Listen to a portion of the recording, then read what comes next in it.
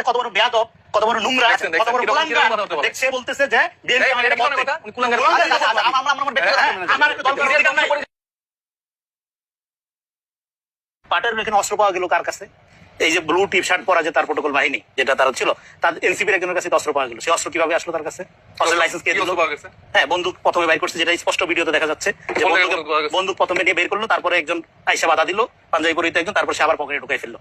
আপনার খালি বন্দুকটা বের করে দেখছেন, বন্দুক আর আগে হচ্ছে মারামারি। এখন বন্দুক বের করা এখন বৈধ হয়ে যাবে তাদের কাছে, কারণে বন্দুক বৈধ হয়ে যাবে। একটা বন্দুকধারী মানে আপনি সে যাচ্ছে, মানে কি উনি হচ্ছে সন্ত্রাস করাটাই। আমি শেষ করি, আমার সময় আমি বললাম উল্টাপাল্টা কথা বলছেন। আরে উল্টাপাল্টা কি কেন আপনি বলতেছেন? অস্ত্র বের করছে, অস্ত্র বের করছে, ভিডিওতে দেখেন। আপনি হামলা করছেন কেন? হ্যাঁ, এইজন্য আপনি অস্ত্র বের করবেন। অস্ত্র কোথায় বের করবেন? আমি ধরেন ডিম মারছি, এইজন্য আপনি বন্দুক বের করবেন। আমি ডিম মারছি, ডিমে মারা মানুষ অনেক অস্ত্র নিয়ে আপনি বন্দুক বের করবেন। তার মানে কি সন্ত্রাস করার জন্য তারা চলে গেছিল। এখন একটা কথা আছে, বাংলার ভালো পদ দিয়ে আমার মনে হয় যে যারা আছেন রনি ভাইকে প্লিজ একটা ভালো পদ দেন।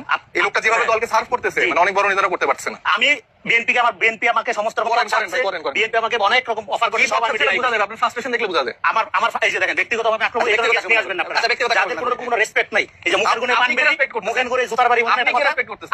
আপনি কি রেসপেক্ট করতেছেন? আপনি আমার টাইমে না না আক্রমণ কি কিভাবে আমার কথা হচ্ছে, উনি এই আক্রমণ কি কিভাবে জাস্টিফাই করেন? আমি আক্রমণের প্রথম স্টেপ বাদ দিয়ে উনি বলে কে বলে বন্ধ করতে উত্তর দেন। আপনি এরকম কথা বলতে সন্ত্রাস করাটাই যাদের সন্ত্রাস করাটাই যাদের মনোবাসনা, তারা এখন এগুলোকে জাস্টিফাই করবে।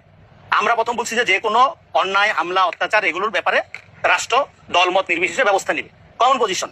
সেক্ষেত্রে তারা যদি কন্টিনিউ আপনার একটা অস্থিতিশীল পরিস্থিতি তৈরি করে রাজনীতি করতে থাকে, এই যে দেখেন রামিসা হত্যাকাণ্ড নিয়ে, রামিসা হত্যাকাণ্ড একটা জঘন্য ঘটনা, কিন্তু এই জঘন্য ঘটনা নিয়ে যারা রাজনীতি করতেছে তারা তার চেয়ে জঘন্য কাজ করে।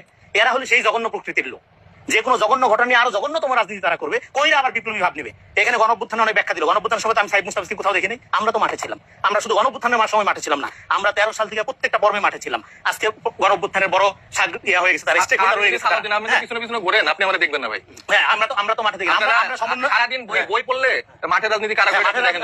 18-19 সাল থেকে সাইদ মুস্তাফিজ কি রাজনীতি করে একটু সাধারণ দেখে আসেন। আপনার এই জন্য আপনারা বলতে হয় কি যে সমস্ত লোকজন রাজনীতি সালাদিন আমাদের তোষামোদি করতে থাকেন, আপনি তো মনে দেখবেন না। আচ্ছা রনি বলুন, তারপর আপনি কাকে নিয়ে আসছেন? এই কথা কেন বলেন? আচ্ছা আপনি কাকে নিয়ে আসছেন যে বলে যে এটা দেখেন বাংলাদেশের জনগণ আমাদেরও চিনে। আর এই যে নতুন বই ফর লেস গজাইছে বলছেন, এই নতুন লেন্সা দেন। আপনি কবে কারা বিএনপি ছিলেন বলেন তো? কবে কারা? আমি সবসময় বিএনপি, সবসময় বিএনপি। আপনারা জবান পত্রিকার কথা বলে বেড়ান, যেটার একটা ইয়াও বাইরে না। হ্যাঁ, সবসময় আমি বিএনপি, কোনো সময় আমি বিএনপি। আপনার সমস্যা কি? আচ্ছা আমি বিএনপি, আপনার সমস্যা কি? আরে ভাই আপনি সেটা প্রকাশ করেন না কেন? করতেছি তো প্রকাশ। বলেন যে আমি বিএনপি, আমি চাই যে বিএনপি আমাকে একটা পদ দিক। আপনি জানেন এটা আমি তো চাচ্ছি না। তার মানে কত বড় বেয়াদব, কত বড় নোংরা, কত বড় কুলাঙ্গার, সে বলতেছে যে বিএনপি আমাদের কথা উনি কুলাঙ্গার।